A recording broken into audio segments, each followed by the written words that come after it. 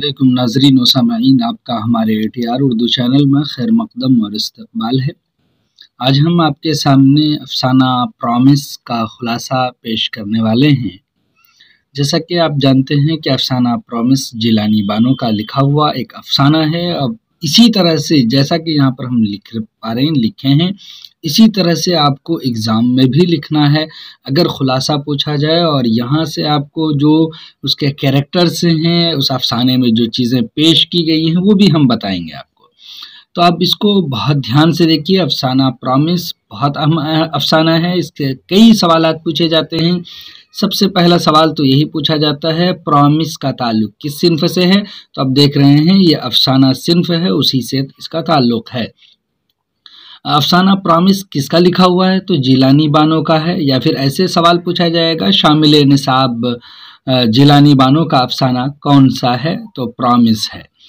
फिर आप यहाँ पर एक बात ये भी याद रखिए कि अगला सवाल ये भी पूछा जाता है कि अफसाना प्रॉमिस में किस बीमारी का जिक्र है। तो आगे आप पढ़ेंगे तो आपको अंदाज़ा हो जाएगा।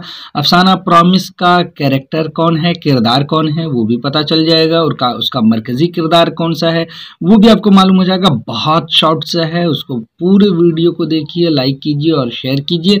चलिए हम शुरू करते हैं। यहाँ पर लिखा है हमने खुलासा, बिल्कुल एज इट इज़ ऐसे करने की कोशिश कीजिएगा। आप इस तरह से चाहें तो आप कर सकते हैं। अफसाना प्रॉमिस जिलानी बानो का लिखा हुआ अफसाना है, ये तो आपको मालूम है।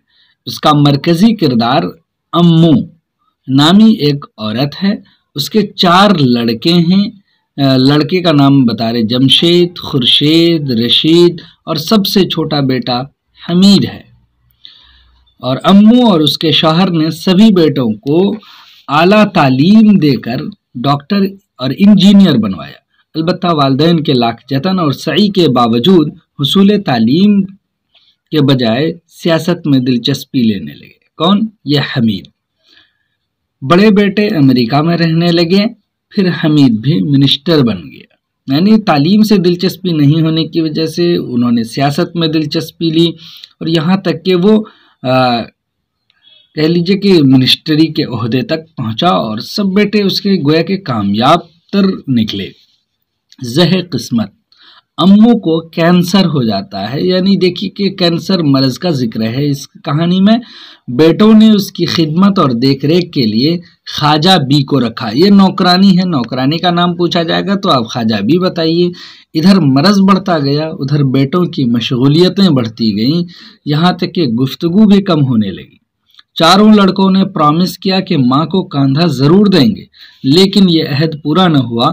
जब अम्मू की बीमारी की खबर बजरिए फ़ोन बेटों को दी गई तो सभी घर आए, फिर बीमार माँ को छोड़कर अमेरिका लौट गए। सभी को चले जाने के बाद अम्मू का इंतकाल हो गया। ख्वाजा बी ने मय्यत ले जाने वाली लारी और 4 आदमी मंगवाए।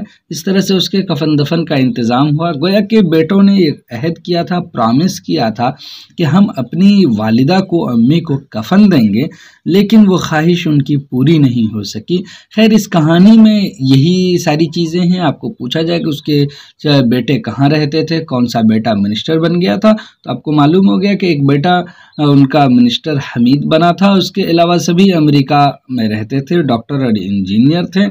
इस कहानी में यही बताई गई कि अम्मू की बीमारी बढ़ जाती है और ये लोग अहद वफा करते हैं, लेकिन वो पूरा नहीं कर पाते हैं। प्रॉमिस इनका पूरा नहीं हो पाता है। चलिए फिर हम आपसे मिलते हैं अगले वीडियो में। तब तक के लिए खुदा हाफिज़। अस्सलामु अलैकुम।